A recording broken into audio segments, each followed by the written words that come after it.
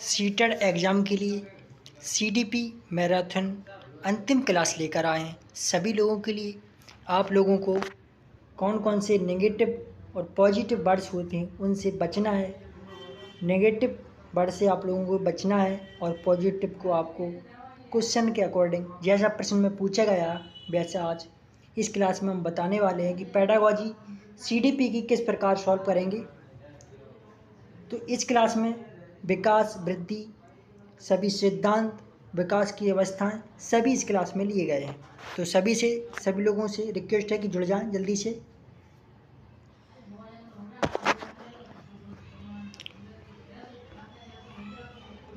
विकास की अवधारणा।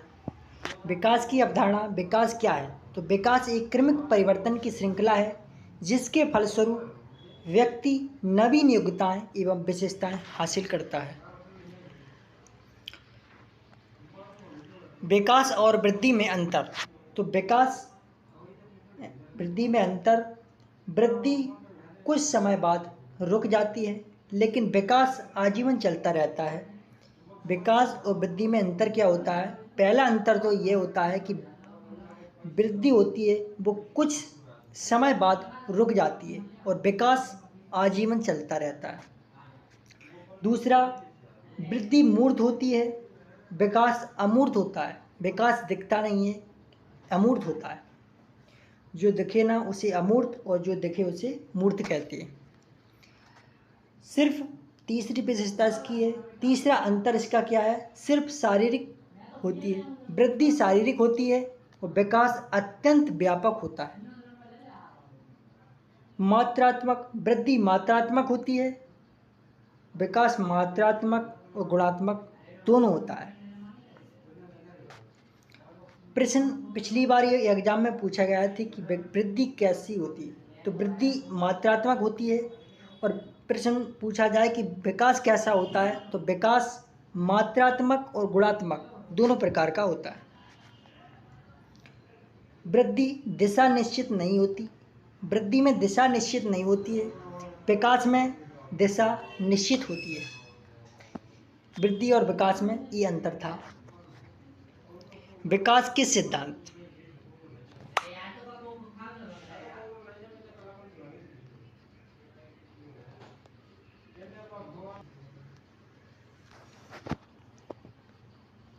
विकास के सिद्धांत। तो विकास के सिद्धांत कौन कौन से? व्यक्तिक भिन्नता का सिद्धांत, असमान गति का सिद्धांत, सरल से जटिल का सिद्धांत, अंतः संबंध का सिद्धांत, निरंतरता का सिद्धांत, शीर्षगामी सिद्धांत, अधोगामी सिद्धांत और एकीकरण का सिद्धांत। इसके बाद चक्राकार या वर्तुलाकार विकास का सिद्धांत, वंशानुक्रम वातावरण की अंतःक्रिया का सिद्धांत, समान प्रतिरूप का सिद्धांत, निश्चित क्रम का सिद्धांत, अभिलोम्यता का सिद्धांत, भविष्यवाणी का सिद्धांत, व्यक्तिगत भिन्नता का सिद्धांत। ये विकास के 15 सिद्धांत होते हैं। फिर विकास निम्नलिखित कारकों से प्रभावित होता है। प्रश्न में ये भी पूछा जाता है कि एग्जाम में कभी कभार ये भी प्रश्न आते हैं कि विकास को प्रभावित करने वाले कारक, विकास को प्रभावित नहीं करने वाले कारक। तो विकास को प्रभावित करने वाले कारक होते हैं कौन कौन से? लिंग, आयु, अधिगम, पोषण, वंशानुक्रम वातावरण, प्रजाति, बीमारी या चोट, संस्कृति, शिक्षा, विद्यालय, शिक्षक। ये सभी विकास को प्रभावित करते हैं। इसके बाद विकास के दौरान होने वाले परिवर्तन। विकास के दौरान होने वाले परिवर्तन। विकास के 4 प्रकार के परिवर्तन हैं। नवीन आकृतियों एवं आदतों का जन्म, पुरानी आकृतियां एवं आदतों का विलोपन, अनुपात में परिवर्तन, वजन, लंबाई इत्यादि में परिवर्तन। ये विकास के दौरान होने वाले परिवर्तन 4 होते हैं। विकास की अवस्थाएं। प्रसव पूर्व अवस्था गर्भ से 40 सप्ताह तक होती है प्रसव पूर्व अवस्था। शेष अवस्था जन्म से 2 वर्ष होती है, जिसको इन्फेंसी कहते हैं। प्रारंभिक बाल्यावस्था 2 से 6 या 7 वर्ष तक होती है, प्रारंभिक बाल्यावस्था। मध्य बाल्यावस्था 7 से 12 वर्ष होती है, मध्य बाल्यावस्था। किशोर अवस्था 12 से 18 वर्ष होती है, किशोर अवस्था।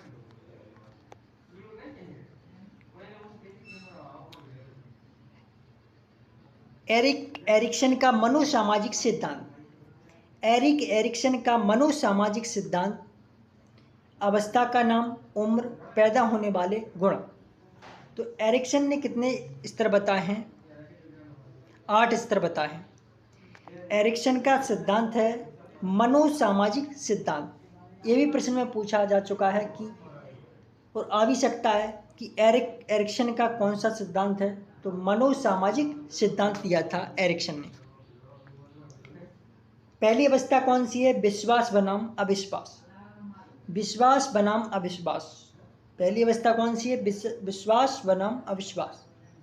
ये 0 से 1 वर्ष और उसमें पैदा होने वाले गुण आशा होते हैं। दूसरी अवस्था होती है स्वायत्तता बनाम शर्म। यह 1 से 3 वर्ष होती है, इसमें इच्छा शक्ति होती है। क्या होती है? इच्छा शक्ति। तीसरी अवस्था है पहल बनाम अपराध बोध। 3 से 5 वर्ष होता है, उद्देश्यपूर्णता होता है। परिश्रम बनाम हीनता, इसको 5 से 13 वर्ष, इसमें प्रतियोगिता पैदा होती है। पहचान बनाम भ्रम। कौन सा? पहचान बनाम भ्रम। 13 से 21 वर्ष, इसमें वफादारी होती है। लगाव बनाम विलगन। कैसा? लगाव बनाम विलगन। ये 21 से 40 वर्ष, इसमें प्रेम होता है। उत्पादकता बनाम स्थिरता, इसमें 40 से 65 वर्ष, इसमें परवाह नहीं होती है किसी भी चीज़ की। संपूर्णता बनाम निराशा, 65 से आगे बुद्धिमानी होती है।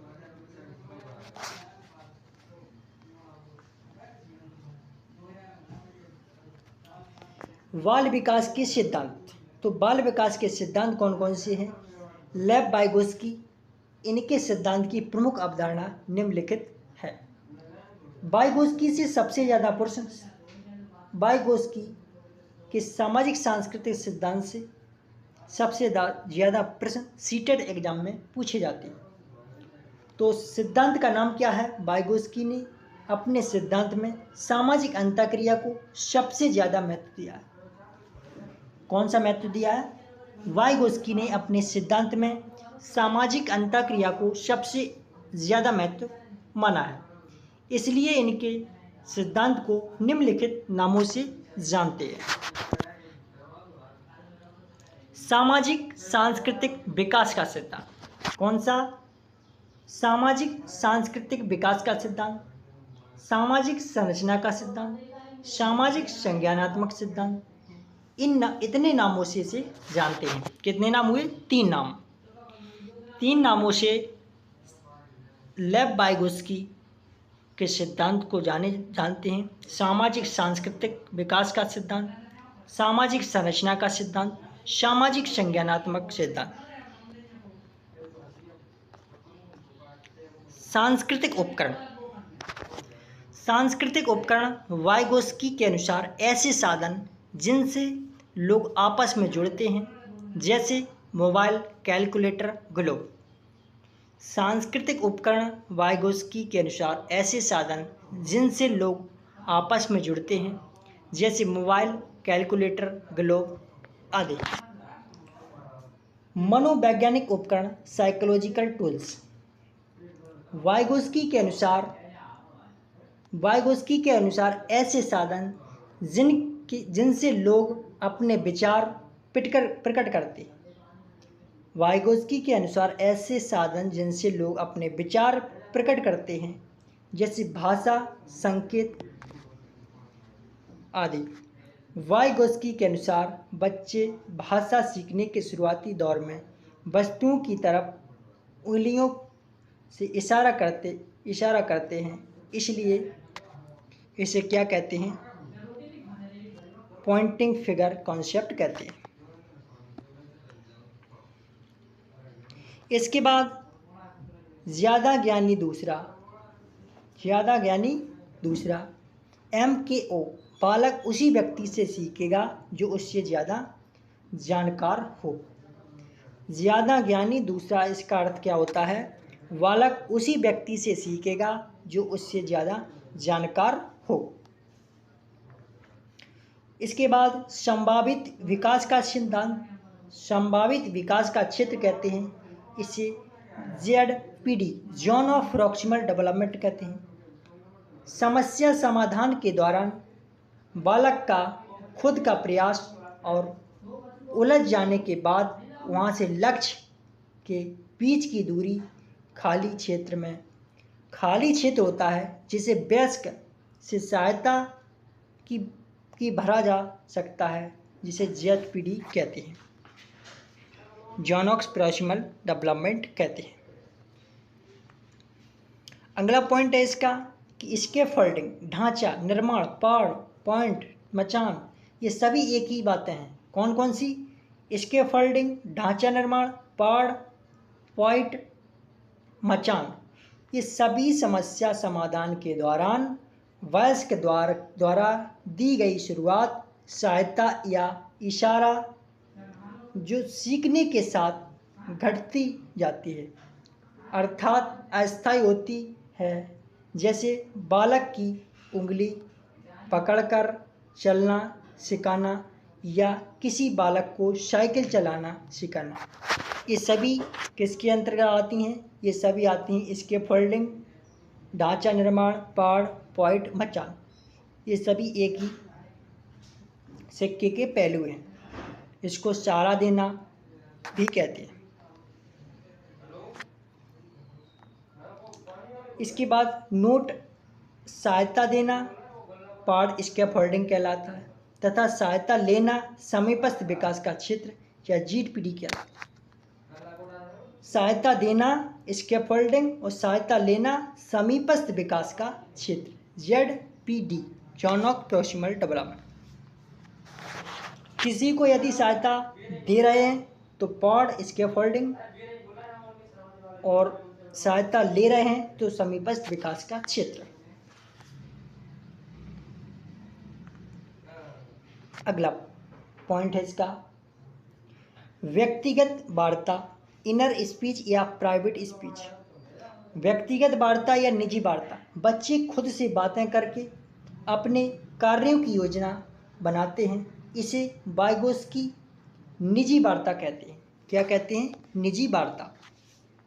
बच्चे खुद से बातें करके अपने कार्यों की योजना बनाते हैं, इसे वाइगोत्स्की निजी वार्ता कहते हैं। कौन सी वार्ता? निजी वार्ता। तथा इस प्रक्रिया को स्वनियमन, सेल्फ रेगुलेशन कहते हैं।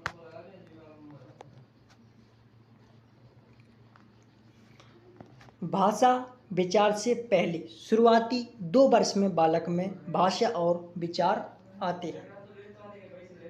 भाषा विचार से पहले वाइगोत्स्की क्या कहते हैं? भाषा विचार पर हावी है, भाषा विचार से पहले आती है। यानी शुरुआती 2 वर्ष में बालक में भाषा और विचार अलग अलग होते हैं, फिर भी भाषा विचार पर हावी होती है। अब मनोवैज्ञानिक अवस्था है। भाषा कैसी है? अब मनोवैज्ञानिक। 2 वर्ष बाद शाब्दिक भाषा का जन्म हो जाने पर विचार प्रकट करना आसान हो जाता है। अतः भाषा वह सड़क है जिसके बगैर कि विचार की सवारी नहीं निकल सकती, मनोवैज्ञानिक अवस्था होती। इसके बाद एक पॉइंट और वाइगोत्स्की से संबंधित आता है एग्जाम में कि पारस्परिक शिक्षण। तो पारस्परिक शिक्षण क्या होता है? कि वार्तालाप या सूचना के आदान प्रदान के दौरान दोनों पक्षों का एक दूसरे को सिखाना पारस्परिक शिक्षण कहलाता है। जैसे राम का श्याम को हिंदी सिखाना और श्याम का राम को गणित सिखाना, इसको पारस्परिक शिक्षण कहते हैं। क्या कहते हैं? पारस्परिक शिक्षण। Vygotsky special. तो बच्चे अपने समवयस्कों के साथ अंतःक्रिया करके सीखते हैं। ये पॉइंट बहुत ही इम्पोर्टेंट है IMP। इनसे पेडागोजी बहुत ज़्यादा पूछी जाती है। ये प्रश्न तो कि बच्चे किस प्रकार सीखते हैं, तो बच्चे अपने समवयस्कों के साथ अंतःक्रिया करके सीखते हैं। वाइगोस्की ने पारस्परिक शिक्षण, सामूहिक वार्तालाप इत्यादि को अधिगम के महत्वपूर्ण माना। क्या माना है? अधिगम को महत्वपूर्ण। बच्चे वयस्कों द्वारा जो बिना अनुभव किए सीख लेते हैं, इसे आंतरिककरण कहते हैं।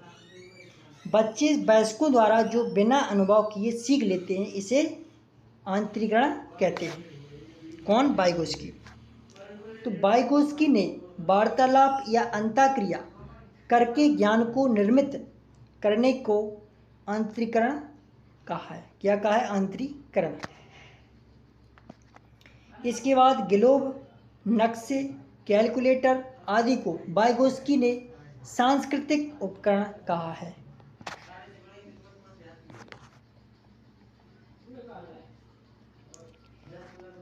जीन पियाजे। अब बात करते हैं जीन पियाजे की। तो जीन पियाजे के बारे में कुछ जानने से पहले हम इनके कुछ शब्दों का मतलब जानेंगे। जैसे स्कीम्स यानी स्कीमा, किसी कार्य को करने का सही क्रम या योजना बनाना स्कीमा कहलाता है। किसी कार्य को करने का सही क्रम या योजना बनाना स्कीमा कहलाता है। स्कीम्स कहते हैं क्या? किसी कार्य को करने या सही क्रम या योजना को स्कीम्स कहते हैं। इसके बाद स्कीमा बच्चे की जानकारियों का छोटे छोटे खंड जो एक संज्ञानात्मक संरचना है, जैसे पशुओं और भोजन का स्कीमा होता है। स्कीमा क्या होता है? बच्चे की जानकारियों का छोटे छोटे खंड जो एक संज्ञानात्मक संरचना है, जैसे पशु और भोजन का स्कीमा।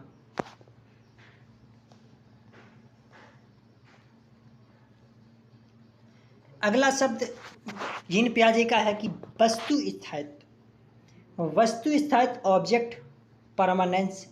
वस्तु भले न दिखे, उसका अस्तित्व रहता है।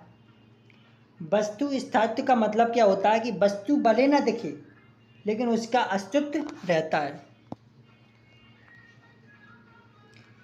जीववाद एक शब्द और है जीन पियाजे का। कौन सा? जीववाद, एनिमिस। बालक को यह भ्रम है कि खिलौने आदि जीवित हैं, इसको जीववाद कहते हैं। जीववाद किसे कहते हैं? तो जीववाद बालक को यह भ्रम है कि खिलौने आदि जीवित हैं, इसको जीववाद कहते हैं।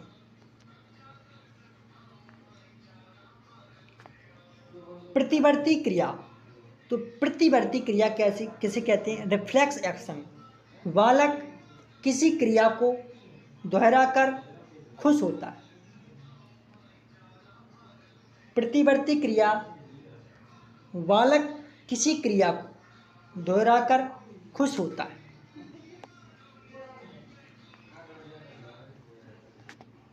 संरक्षण का अभाव। संरक्षण का अभाव, आकृतियों में थोड़ा भी बदलाव होने पर बालक मूल आकृति को भूल जाता है।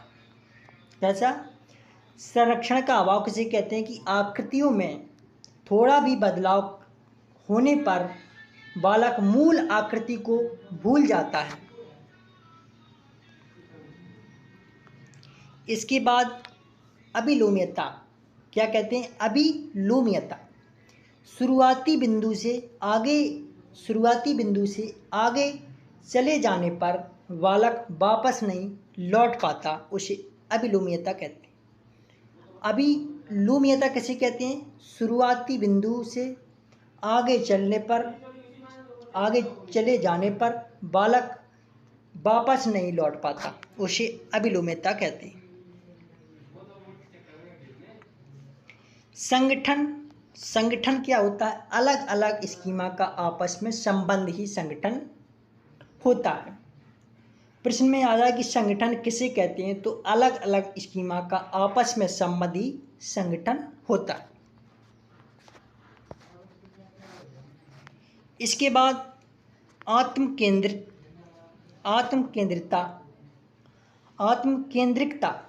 बच्चे सिर्फ अपने बारे में सोचते हैं। आत्मकेंद्रिकता, बच्चे सिर्फ अपने बारे में सोचते हैं, उसको आत्मकेंद्रिकता कहते हैं। ईगोसेंट्रिज्म किसे कहते हैं, तो आत्मकेंद्रिकता किसे कहते हैं कि बच्चे सिर्फ अपने बारे में सोचते हैं, उसे आत्मकेंद्रिकता कहते हैं। इसके बाद अनुकूलन वातावरण के संपर्क में आने पर, किसी विषम परिस्थिति या नई जानकारी मिलने पर स्कीमा में आए असंतुलन को काबू पाने या ढालने की प्रक्रिया, ताकि वातावरण के साथ मिलान बना रहे। इसके दो भाग हैं, उसे अनुकूलन कहते हैं। इसके अनुकूलन के दो भाग हैं, समावेशन और समायोजन। समावेशन एसिमिलाइजेशन कहते हैं, नई जानकारी को पुरानी स्कीमा में बिना अंतर किए जोड़ना, जैसे कौवे को काले रंग से समझने, बालक का कोयल को भी कौवा समझना, इसको कहते हैं समावेशन। समावेशन के बाद समायोजन। नई जानकारी के कारण पुराने स्कीमा में विरोध होने पर जानकारी को फिर से व्यवस्थित या अंतर करना, जैसे कौवा काला होता है, यह मानने वाले बालक का बाद में कोयल देखने पर विरोधाभासी स्थिति में आवाज़ पर अंतर करना, इसको समायोजन कहते हैं। इसके बाद पियाजे का एक और पॉइंट है कि संतुलन किसे कहते हैं। ये एग्जाम में बार बार पूछा जाता है कि संतुलन, तो संतुलन एक संतुलित अवस्था है। संतुलन क्या है? एक संतुलित अवस्था जिसमें बालक की जानकारियों में कोई विरोध नहीं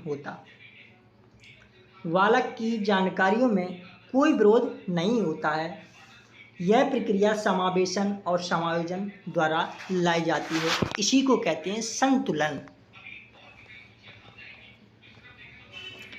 सामाजिक संचरण। बच्चे स्वतः वातावरण और समाज में माता पिता, पुस्तकों और शिक्षकों के सक्रिय होकर सीखते हैं, इसको सामाजिक संचरण कहते हैं। संक्रिया किसे कहते हैं? संक्रिया, बालक में समस्या समाधान की क्षमता पैदा होना संक्रिया कहलाती है। संक्रिया किसे कहते हैं? बालक में समस्या समाधान की क्षमता पैदा होना संक्रिया कहलाती है। कार्य कारण किसे कहते हैं? बालक किसी कार्य के पीछे का तर्क या कारण जानना चाहता है। बालक किसी कार्य के पीछे का तर्क या कारण जानना चाहता है, उसे क्या कहते हैं? कार्य कारण कहते हैं। जैसे एक प्रश्न आता है कि कपड़ा धूप में सूख जाता है जल्दी से, उसको क्या कहते हैं? उसको कार्य कारण कहते हैं, पिछली बार पूछा गया था। केंद्रीकरण, किसी घटना या वस्तु के एक ही पक्ष तक सीमित रहना, जैसे सीटर में जूस वाले प्रश्न, ये केंद्रीकरण कहलाता है।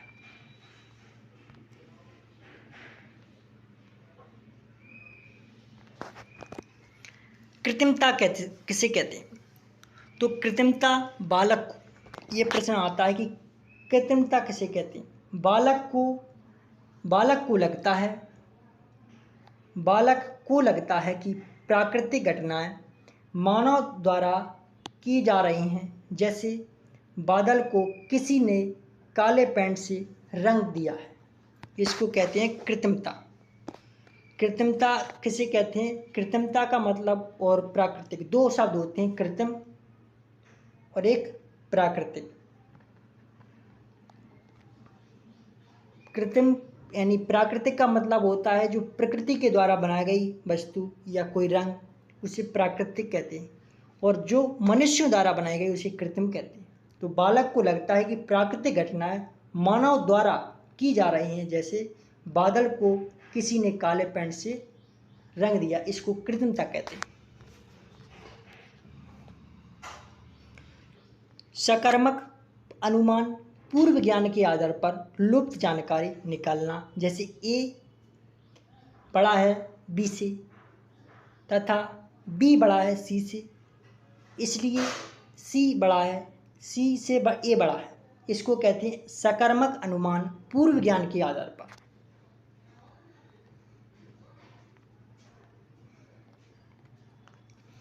इसके बाद अतार्किक अनुमान, क्या कहते हैं? अतार्किक अनुमान। अतार्किक अनुमान बालक द्वारा दो ऐसी घटनाओं में संबंध जोड़ना जो आपस में नहीं जुड़ी हैं, जैसे कुत्ते के भौंकने के कारण बिजली का कटना। अतार्किक अनुमान क्या होता है कि बालक द्वारा दो ऐसी घटनाओं में संबंध जोड़ना जो आपस में नहीं जुड़ी हैं, जैसे कुत्ते के भौंकने के कारण बिजली का कटना।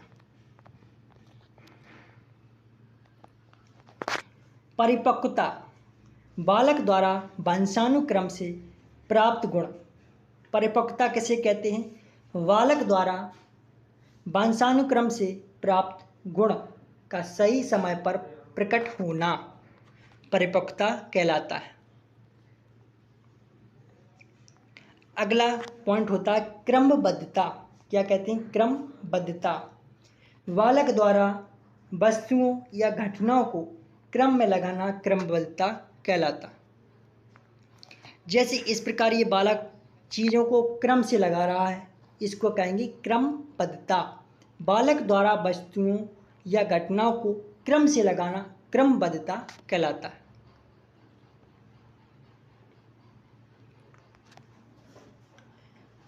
अगला पॉइंट है प्रतीकात्मक खेल। तो प्रतीकात्मक खेल किसे कहते हैं? बालक द्वारा एक वस्तु को दूसरी वस्तु समझना, जैसे झाड़ू को घोड़ा समझकर सवारी करना, इसको प्रतीकात्मक खेल कहते हैं। प्रतीकात्मक खेल किसे कहते हैं? बालक द्वारा एक वस्तु को दूसरी वस्तु समझना, जैसे झाड़ू को घोड़ा समझकर सवारी करना, इसको प्रतीकात्मक खेल कहते हैं।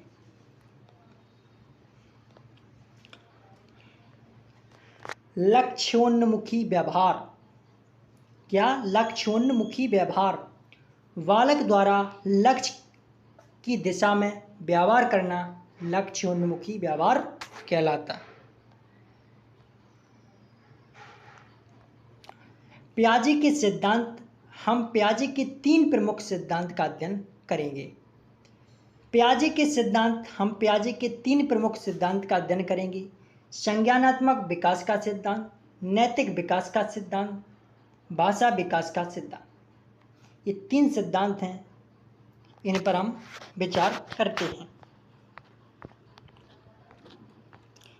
पहला संज्ञानात्मक विकास का सिद्धांत। तो संज्ञानात्मक विकास का सिद्धांत की प्रमुख अवस्थाएं। मानव शिशु जन्म से ही वातावरण की अनिश्चितता को दूर करने के लिए अनुकूलन करता है। क्या करता है? मानव शिशु जन्म से ही वातावरण की अनिश्चितता को दूर करने के लिए अनुकूलन करता है। इसके बाद संज्ञानात्मक असंतुलन की स्थिति में समायोजन और समावेशन द्वारा फिर से संतुलन बनाता है। इसके बाद संतुलन सिर्फ पूर्व अनुभव पर नहीं बल्कि शारीरिक परिपक्वता, स्नायु मंडल, संवेदी अंगों तथा पेशीय अंगों के विकास पर निर्भर करता है। इसके बाद साम्य धारणा से ही संज्ञानात्मक विकास की आवश्यकता यानी अवस्थाएं बनती हैं।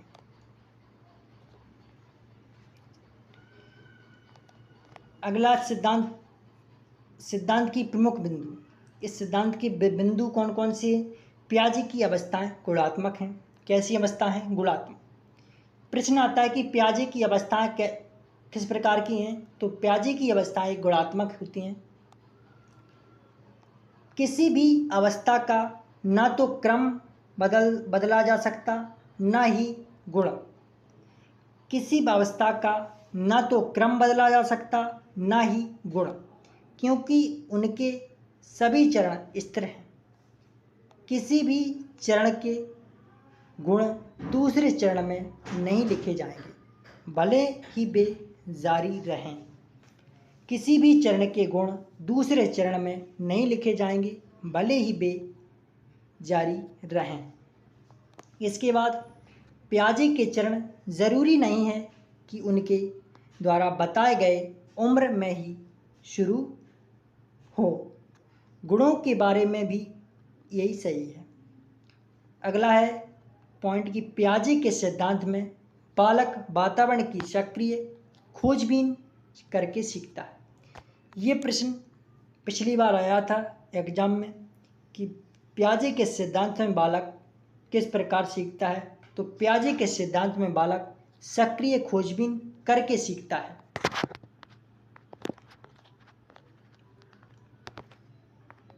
प्याजे का सिद्धांत उनकी एक बेटी और उनकी भतीजे के अध्ययन पर मुख्यतः आधारित है।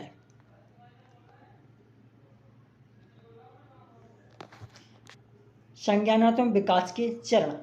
संज्ञानात्मक विकास के चरण। संवेदी पेशी अवस्था। तो जीन प्याजे ने 4 अवस्थाएं दी। इसमें से पहली अवस्था है संवेदी पेशी अवस्था, जो 0 से 2 वर्ष या जन्म से 2 वर्ष होती है। इसमें प्रतिवर्ती क्रिया जैसे चूसना, निगलना इत्यादि, अनुकरण करना, अनुकरण जैसे पा, माँ, बा बोलना आदि, मूल प्रवृत्त्यात्मक व्यवहार जैसे हंसना, रोना इत्यादि, वस्तु स्थायित्व जैसे खिलौना, गिर जाने पर ढूंढना, इंद्रिय आधारित अवस्था, लक्ष्य उद्दिष्ट व्यवहार के अनुसार कल्पनात्मक खेल की शुरुआत, ये सभी। ये पूछा जाता है कि प्रतिवर्ती अवस्था कौन सी है। तो संवेदी गामक अवस्था। संवेदी पेशी अवस्था या संवेदी गामक अवस्था एक ही होती है। इंद्रिय जनित अवस्था, इसके तीनों के एक ही 3 नाम है, एक ही चीज़ है। इसके बाद मूल प्रवृत्ति आधारित व्यवहार। मूल प्रवृत्त्यात्मक व्यवहार जैसे हंसना, रोना इसी में होता है। वस्तु स्थायित्व इसी में होता है। किसमें? संवेदी पेशी अवस्था में। इंद्रिय आधारित अधिगम संवेदी पेशी अवस्था में होता है। लक्ष्य उद्दिष्ट व्यवहार के शुरुआत इसी अवस्था में होती है। कल्पनात्मक खेल की शुरुआत करना इसी अवस्था में होता है। स्मृति आधारित अधिगम संवेदी गामक अवस्था में। मानसिक निरूपण संवेदी गामक अवस्था में। इसके बाद पूर्व संक्रियात्मक अवस्था। कौन सी अवस्था? पूर्व संक्रियात्मक अवस्था 2 से 7 वर्ष होती है। कितनी होती है? 2 से 7 वर्ष। प्याजे ने इसे 2 भागों में बांटा है। पूर्व संप्रत्यात्मक अवस्था 2 से 4 वर्ष। इस अवस्था में बालकों में प्रतीकात्मक खेल का गुण आ जाता है, जिसमें वह एक वस्तु की दूसरी वस्तु समझकर खेलता है। प्याजे के अनुसार इसी अवस्था में जीववाद तथा आत्मकेंद्रिकता का जन्म होता है।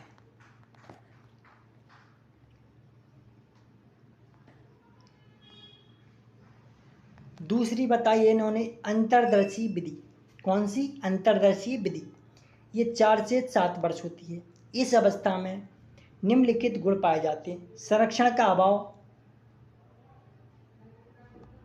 अपलटावीपन, क्रम गिनती, वर्णमाला इत्यादि की शुरुआत, केंद्रीकरण, कल्पनात्मक खेल परिपक्व, लक्ष्योन्मुखी व्यवहार परिपक्व, दूसरे के विचारों को न समझ पाना, अतार्किक संबंध, ये सभी होते हैं।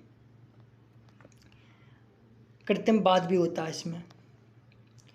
इसके बाद तीसरी अवस्था पियाजे की है मूर्त संक्रियात्मक अवस्था। कौन सी अवस्था? मूर्त संक्रियात्मक अवस्था। 7 से 11 वर्ष होती है। इसमें संरक्षण, पलटावीपन, विकेंद्रीकरण, तार्किक चिंतन की शुरुआत, कार्य कारण, वर्गीकरण, सकर्मक अनुमान की शुरुआत, क्रम परिपक्व, गणितीय संक्रिया, संख्या, भार, क्षेत्र आदि की समझ किसमें होती है?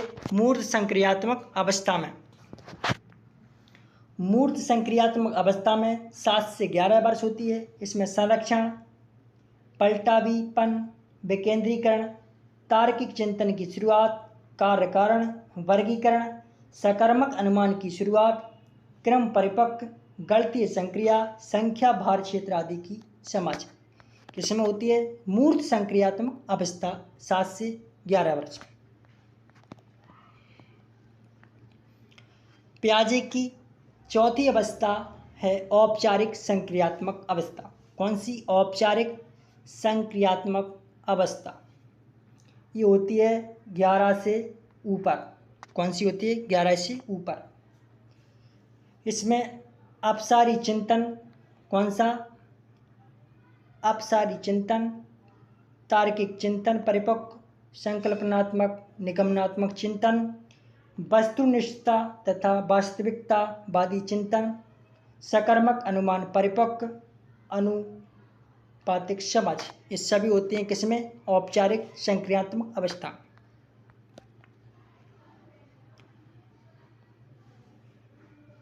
अब बात करते हैं नैतिक विकास का सिद्धांत। नैतिक विकास का सिद्धांत। नैतिक विकास का सिद्धांत विषमांगी परायत नैतिक यथार्थवाद अवस्था इसको कहते हैं। Moral realism, heterogeneous morality. इसकी एज होती है 5 से 9 वर्ष। नैतिकता निश्चित है, जिसे ईश्वर या माता पिता ने बनाया है, इसे बदला नहीं जा सकता, जैसे जीव को मारना पाप है। दूसरी स्वायत्त सहयोगात्मक सापेक्षिक नैतिकता। कौन कौन सी? स्वायत्त सहयोगात्मक सापेक्ष नैतिकता। इसकी एज होती है 9 से 10 वर्ष या आगे। नैतिकता निश्चित नहीं है, यह परिस्थितिगत है, इसे बदला जा सकता है। जैसे जीव को मारना पाप है, यह जानने वाले बालक का आर्मी में भर्ती होना। नोट इसका दिया, नोट लिखा है कि इस सिद्धांत के लिए पियाजे ने साक्षात्कार विधि तथा कहानी कथन विधि का प्रयोग किया था।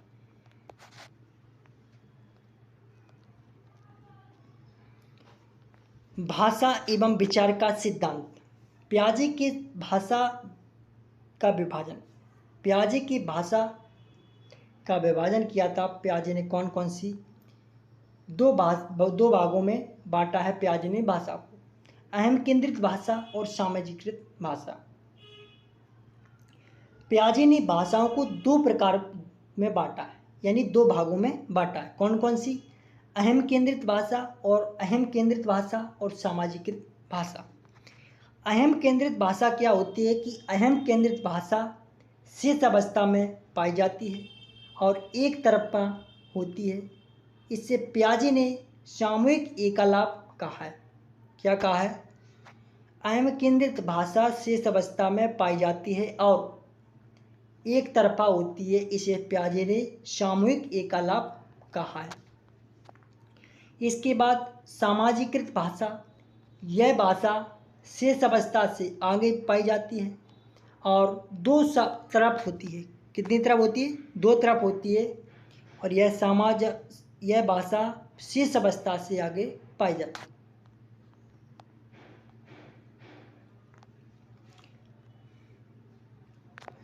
विचार भाषा से पहले तुम एक पागल हो, यह कथन एक प्रेमी एक प्रेमिका से कह सकता है या डॉक्टर एक मरीज से कह सकता है।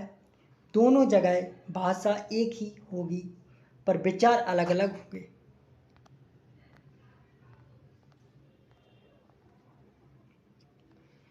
इसके प्रमुख बिंदु: पियाजे को विकासात्मक मनोविज्ञान, शिक्षण के विकासात्मक प्रतिमान तथा विकासात्मक विधि का जनक माना जाता है।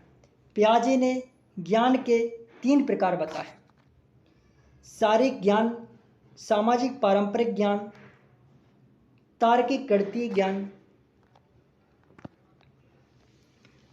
पियाजे संज्ञानात्मक रचनावाद के जनक माने जाते हैं क्योंकि इन्होंने बच्चे को नन्हा वैज्ञानिक माना है जो वातावरण से सक्रिय खोजबीन करके अपने ज्ञान की रचना करता है। पियाजे ने अपने सिद्धांत में भाषा को कम आंका है। पियाजे ने शिक्षक को लचीला और गतिशील माना है।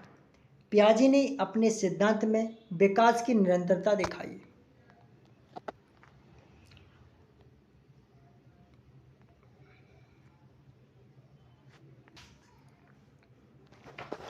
लॉरेंस कोलबर्ग का सिद्धांत स्टार्ट करने वाले हैं। तो लॉरेंस कोलबर्ग का सिद्धांत नैतिक विकास का सिद्धांत है। कौन सा सिद्धांत? नैतिक विकास का सिद्धांत दिया था लॉरेंस कोलबर्ग ने। इनका यह सिद्धांत पियाजे की तरह कहानी कथन पद्धति पर आधारित था,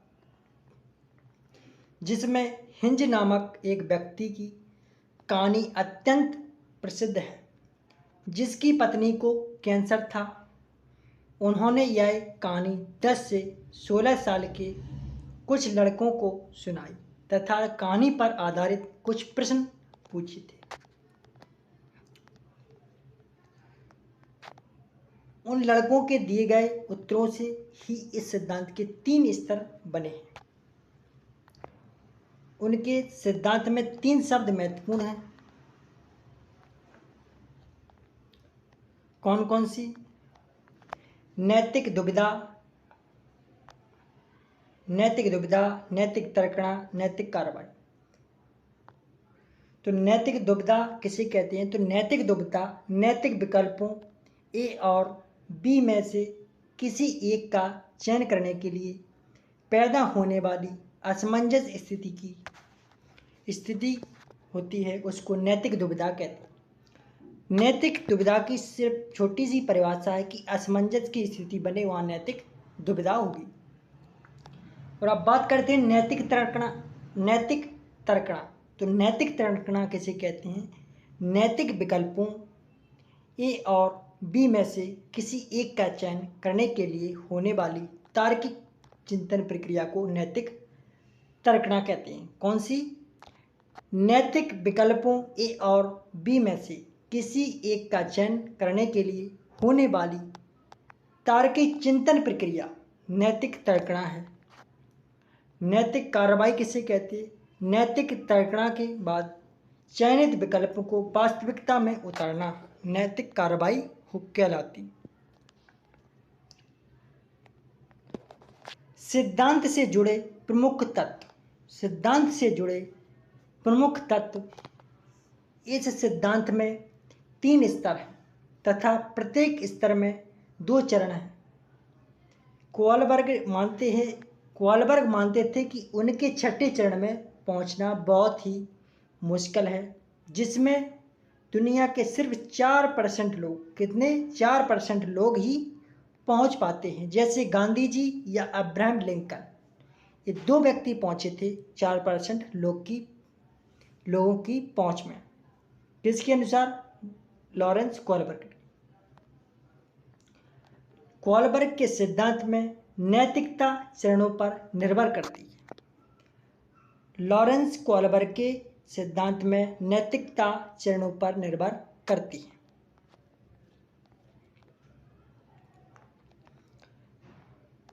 नैतिक विकास के 3 चरण हैं। कौन से? नैतिक विकास के 3 चरण हैं। पूर्व नैतिक अवस्था 4 से 10 वर्ष होती है। दंड एवं आज्ञा पालन। पूर्व नैतिक अवस्था कौन सी है? पूर्व नैतिक अवस्था 4 से 10 वर्ष होती है। इसमें दंड एवं आज्ञा पालन, कुछ भी गलत सही नहीं है, इसलिए इसके लिए दंड मिले बस वही गलत है। जैसे हिंज को दवा नहीं चोरी करनी चाहिए। अगर वह पकड़ा गया तो पुलिस उसे पीटेगी। दंड एवं आज्ञा पालन का ये उदाहरण है।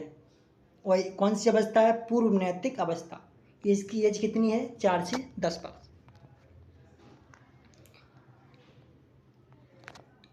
व्यक्तिकता विनिमय यांत्रिक सापेक्ष नैतिकता, इसे सहायक उद्देश्य अभिमुखता भी कहते हैं तथा इसे जैसे को तैसा तथा अपना काम बनता भाड़ में जाए जनता भी कहती है। अगर कोई काम करना गलत भी है तो भी उसे कर देना चाहिए। अगर कार्य करने से अपना फायदा होता है, जैसे हिंज को दवा चोरी कर लेना चाहिए, क्योंकि दवा चुरा लेने से उसे दवा भी मिल जाएगी और डॉक्टर को पैसा भी नहीं देना पड़ेगा।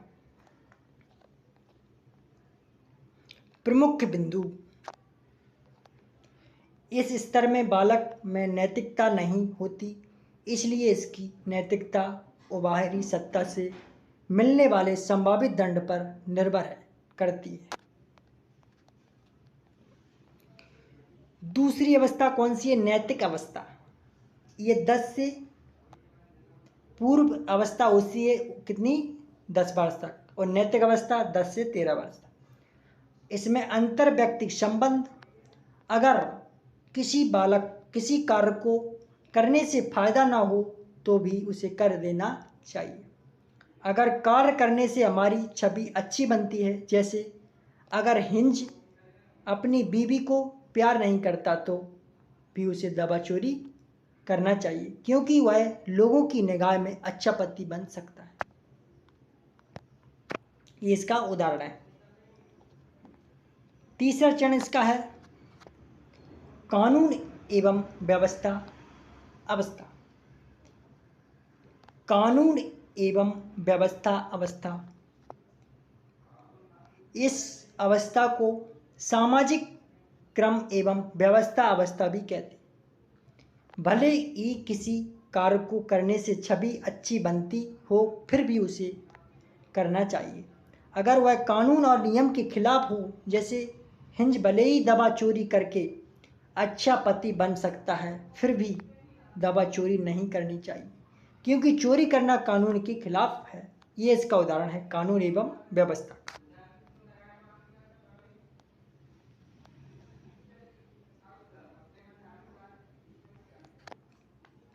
अगली अवस्था है कौन सी?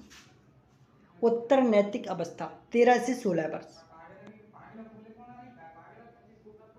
इसमें सामाजिक अनुबंध तथा व्यक्तिक अधिकार। सामाजिक अनुबंध तथा व्यक्तिक अधिकार, कानून को समाज के साथ संतुलन बनाना चाहिए, लेकिन अगर कानून समाज के रास्ते में आता है तो कानून तोड़ देना चाहिए।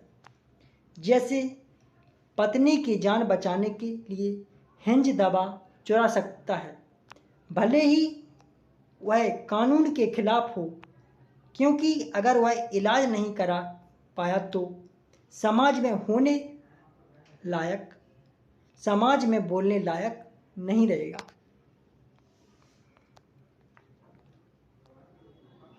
इसके बाद सार्वभौमिक नैतिक सिद्धांत। अगर खुद को कोई कार्य नैतिक दृष्टि से सही लगता है और मानवता के हित में है तो उसे कर देना चाहिए, भले ही वह समाज या कानून के खिलाफ हो, क्योंकि मानवता ही सबसे बड़ी नैतिकता है। अगर हिंज की पत्नी की जगह किसी और की पत्नी बीमार हो तो उसे दवा चोरी करनी चाहिए, भले ही समाज उसे चरित्रहीन कहे, क्योंकि प्राणों की रक्षा करना सबसे बड़ी नैतिकता है, भले ही हम व्यक्ति को न जानते हों। सार्वभौमिक नैतिकता सिद्धांत के अंतर्गत यह उदाहरण आता है।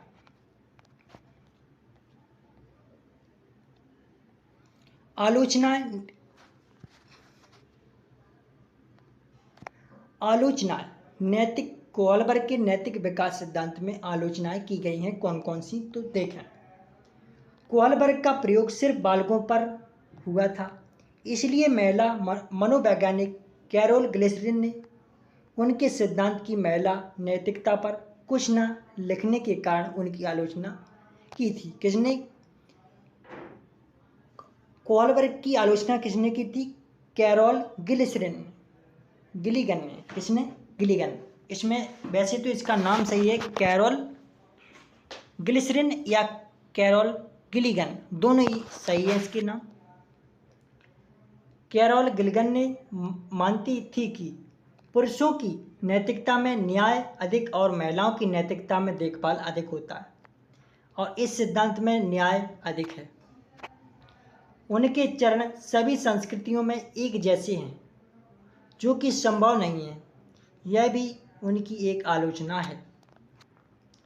नैतिक तर्कणा तथा नैतिक व्यवहार में कोहलबर्ग ने गहरा संबंध माना है, जो कि हमेशा सही नहीं होता।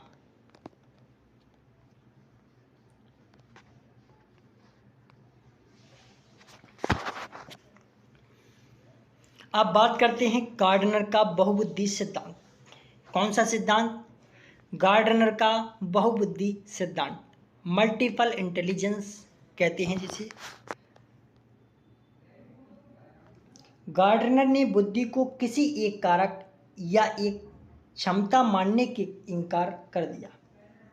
गार्डनर ने बुद्धि को किसी एक कारक या एक क्षमता मानने से इनकार कर दिया है।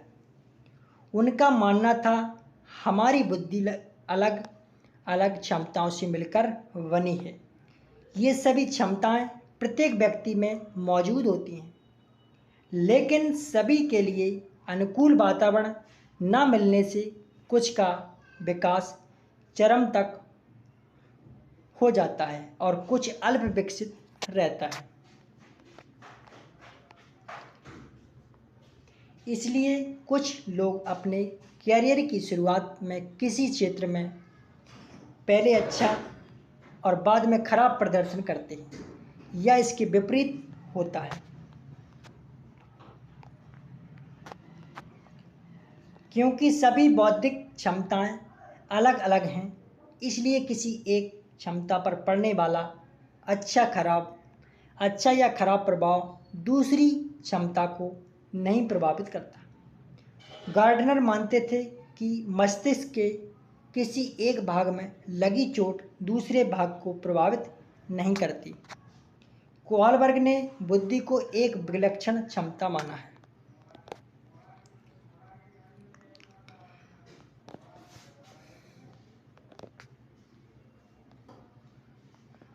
गार्डनर की 10 क्षमताएं हैं: भाषाई बुद्धि, तार्किक बुद्धि या गणितीय बुद्धि, स्थानिक बुद्धि, शारीरिक गतिक बुद्धि, अंतःवैयक्तिक बुद्धि, अंतरावैयक्तिक बुद्धि, संगीतिक बुद्धि, प्राकृतिक बुद्धि, आध्यात्मिक बुद्धि और अस्तित्ववादी बुद्धि।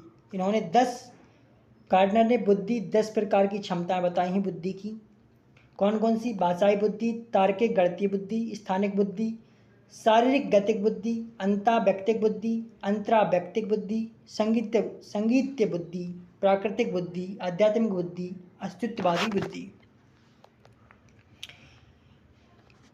गार्डनर के कुछ बिंदु हैं, जैसे अगर सभी के लिए उचित वातावरण उपलब्ध हो जाए तो सभी बौद्धिक क्षमताएं उच्च स्तर तक विकसित की जा सकती हैं। अलग अलग शिक्षकों को अलग अलग बौद्धिक क्षमताओं की सहायता से सिखाना चाहिए। हो सकता है कुछ लोग जीवन के शुरू में बुरा और बाद में अच्छा प्रदर्शन करें। क्योंकि यह सिद्धांत बहुत बड़ा, इसलिए इसके द्वारा बुद्धि परीक्षण बहुत मुश्किल है। इसके बाद त्रितंत्र सिद्धांत। त्रितंत्र का सिद्धांत रॉबर्ट स्टर्नबर्ग ने दिया था। इनके अनुसार बुद्धि वह योग्यता है, कौन सी है? स्टर्न के अनुसार बुद्धि वह योग्यता है जिसके द्वारा व्यक्ति अपने पर्यावरण के प्रति अनुकूलित होता है तथा अपने समान एवं संस्कृति के उद्देश्यों की पूर्ति हेतु पर्यावरण के कुछ पक्षों का चयन करता है और उन्हें परिवर्तित करता है। उनके सिद्धांत को त्रिचापीय सिद्धांत भी कहते हैं। त्रितंत्र का सिद्धांत है, इसे त्रिचापीय सिद्धांत के नाम से भी जानते हैं और यह सिद्धांत रॉबर्ट स्टर्नबर्ग ने दिया था।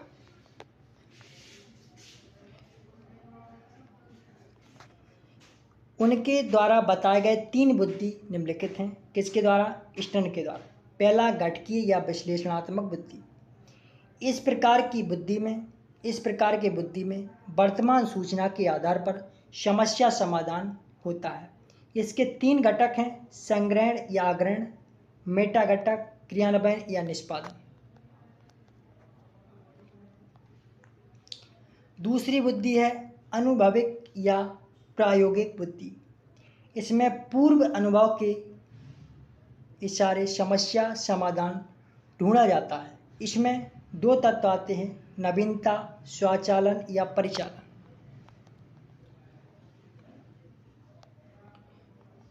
सांदर्भिक बुद्धि या व्यावहारिक या प्रगति बुद्धि। इस बौद्धिक क्षमता में परिस्थिति के अनुसार समस्या समाधान होता है। इसमें 3 क्षमता हैं, अनुकूलन, शराबी प्लस अच्छा शिक्षक, इसको अनुकूलन कहते हैं। चयन, अच्छे गुण होती हैं, उसमें चयन होता है। आकृति निर्माण, इसमें अच्छा शिक्षक होता है।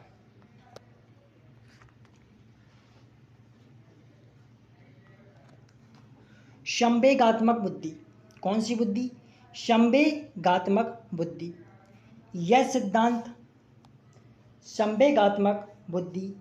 यह सिद्धांत डैनियल गोलमेल ने दिया। संवेगात्मक बुद्धि किसकी है? तो डैनियल गोलमेल ने यह बुद्धि को दिया था, संवेगात्मक बुद्धि को। हमारी बुद्धि हमेशा एक जैसा काम नहीं करती, यह किसी परिस्थिति में मौजूदा संवेगों पर निर्भर करती है। अगर परिस्थिति में यह सकारात्मक से 2 बुद्धि बेहतर कार्य करेगी, अगर संवेग नकारात्मक है तो बुद्धि अच्छी तरह से कार्य नहीं करेगी। उदाहरण, एक विद्यार्थी का एक प्रश्न को घर पर सही और परीक्षा भवन में गलत हल करना, क्योंकि उसके संवेग स्थिर नहीं है।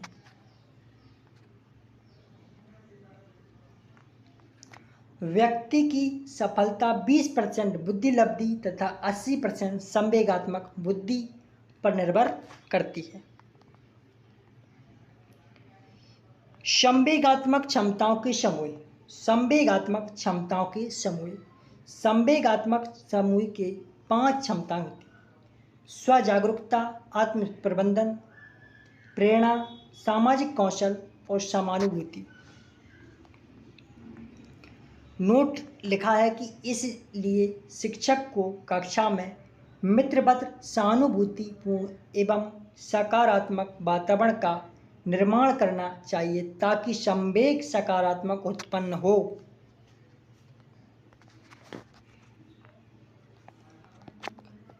त्रिआयामी बुद्धि का सिद्धांत। यह सिद्धांत जे.पी. गिलफोर्ड ने दिया। किसने दिया? जे.पी. गिलफोर्ड ने। त्रिआयामी के सिद्धांत किसने दिया? जे.पी. गिलफोर्ड ने। इसे त्रिविमीय तथा धनात्मक तथा बुद्धि संरचना एसआई मॉडल कहा जाता है। कभी कभार प्रश्न ये पूछा जाता है कि त्रिविमीय सिद्धांत किसने दिया? तो त्रिविमीय सिद्धांत दिया था गिलफोर्ड ने। गिलफोर्ड मानते थे कि बुद्धि सभी क्षमताओं को किसी घन की 3 विमाओं पर प्रदर्शित किया जा सकता है।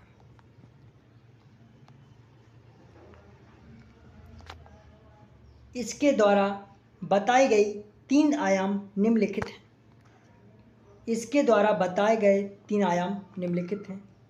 पहला है संक्रिया। संक्रिया से व्यक्ति द्वारा किए जाने वाले मानसिक प्रक्रिया का बोधन होता है। इसमें 6 क्षमताएं होती हैं। कितनी? 6 क्षमताएं होती हैं शामिल: संज्ञान, स्मृति धारण, अभिसारी चिंतन, अपसारी चिंतन, इसके बाद मूल्यांकन। ये 6 होती हैं। दूसरा है विषय वस्तु, इसको कॉन्सेप्ट कंटेंट कहते हैं।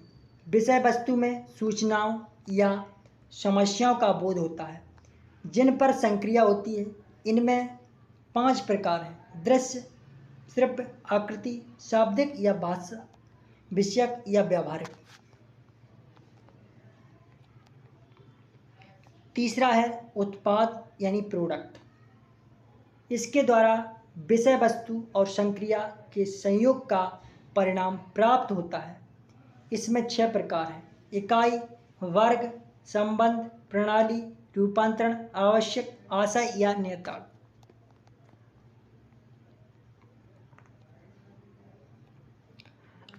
प्रमुख बिंदु इस प्रकार हैं। इस सिद्धांत में 6 संक्रियाएं, 5 विषय वस्तु तथा 6 परिणाम आधार पर हैं, यानी 180 कारक हैं। पहले चिंतन बस सिर्फ स्मृति शब्द का प्रयोग किया जाता है, तब कारक संख्या 4, 5 यानी 120 हो जाती है। पहले इन्होंने चिंतन को 2 भागों में बांटा, तब कारक संख्या 5 × 5 यानी 150 हो गई। अंतिम संशोधन 1986 में हुआ था।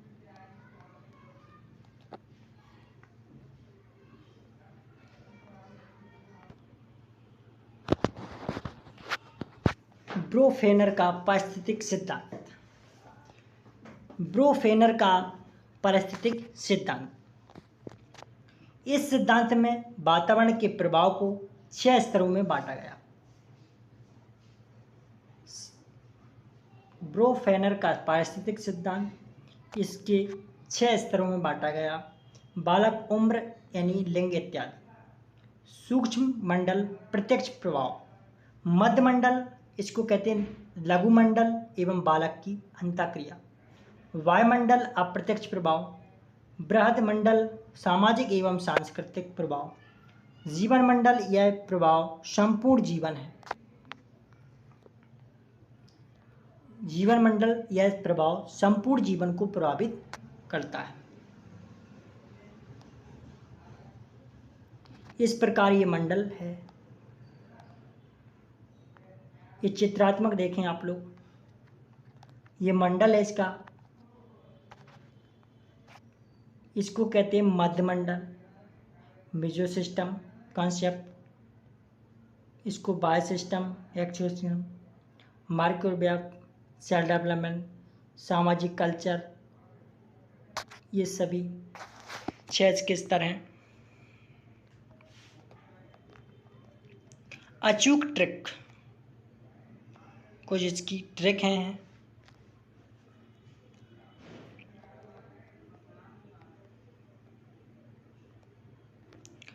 इसकी ट्रिकें देखें आप लोग, किन किन से आपको बचना है, किन को सावधान करना है। यह अचूक ट्रिक है कि बाल केंद्रित शिक्षा, कौन सी? बाल केंद्रित शिक्षा, समावेशी शिक्षा, प्रगतिशील शिक्षा, त्रुटि एवं अभ्यास, निदान एवं उपचार, वंशानुक्रम एवं वातावरण, व्यक्ति विभिन्नता, संज्ञान और संवेग, अभिसारी और अपसारी चिंतन, विकास के 14 सिद्धांत, अधिगम के लिए आकलन, अधिगम का आकलन, अधिगम के रूप में आकलन, आंतरिक प्रेरणा, पूर्व ज्ञान, गतिविधि आधारित अधिगम, लिंग पूर्वाग्रह, चिंतन, कौन सा? चिंतन, विद्यालय आधारित आकलन, निर्माण एवं सृजनशील।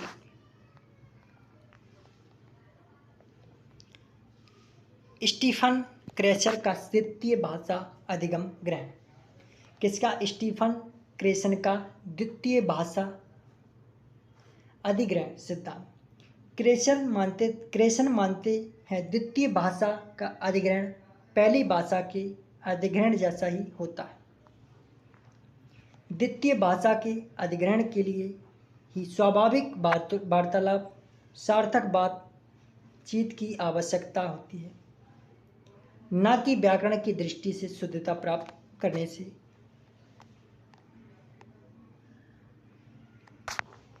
इसके बाद क्रेसन मानते हैं कि भाषा अधिग्रहण में त्रुटि सुधार तथा स्पष्ट शिक्षण की आवश्यकता नहीं होती।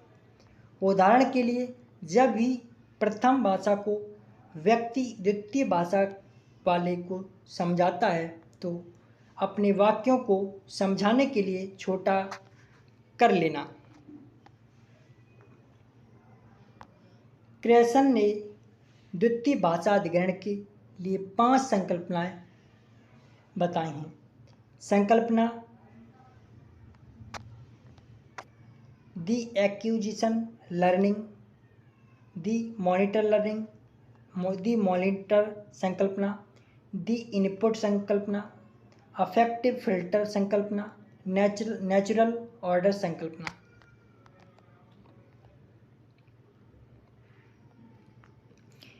इन्हें कुछ हमेशा वरीयता दें जो पॉजिटिव वर्ड्स हैं, जैसे बाल केंद्रित शिक्षा, आंतरिक प्रेरणा, करके सीखना, अंतःक्रिया, विविधता, समावेशी शिक्षा, सतत और व्यापक मूल्यांकन, अधिगम के लिए आकलन, पूर्व ज्ञान या त्रुटियाँ, भ्रम, असफलताएँ, परिवर्तनशील या प्रगतिशील शिक्षा, लचीलापन और गतिशीलता, रचनावाद, सृजनात्मकता, त्रुटि एवं प्रयास, समायोजन, अनुकूलन, अन्वेषण या खोज। इनको हमेशा अगर प्रश्न पॉजिटिव वर्ड्स पूछा गया है, सकारात्मक पूछा गया है प्रश्न, तो इनको सबसे ज़्यादा वरीयता दें। इसके बाद इनको वरीयता देने के बाद हमेशा इनसे बचें। ये नेगेटिव वर्ड्स टैग वर्ड्स हैं, इनसे हमेशा बचें। कौन कौन से? मानकीकृत परीक्षण, वेदन और अभ्यास, व्यक्तिगत विभिन्नता में समानता, बाह्य प्रेरणा, लालच, 2 विद्यार्थियों में तुलना, सिर्फ अंक लाने के लिए पढ़ना, व्याख्यान विधि, योगात्मक आकलन, शिक्षक केंद्रित शिक्षा, रटन अधिगम, फूट डालो और राज करो। इनसे हमेशा बच के रहें। इनसे हमेशा बच के रहें। ये हमेशा आपको नकारात्मक, कौन से? नकारात्मक प्रभाव डालते हैं। हमेशा कैसा प्रभाव डालते हैं? नकारात्मक। और इसके बाद ये आपको कौन से? सकारात्मक।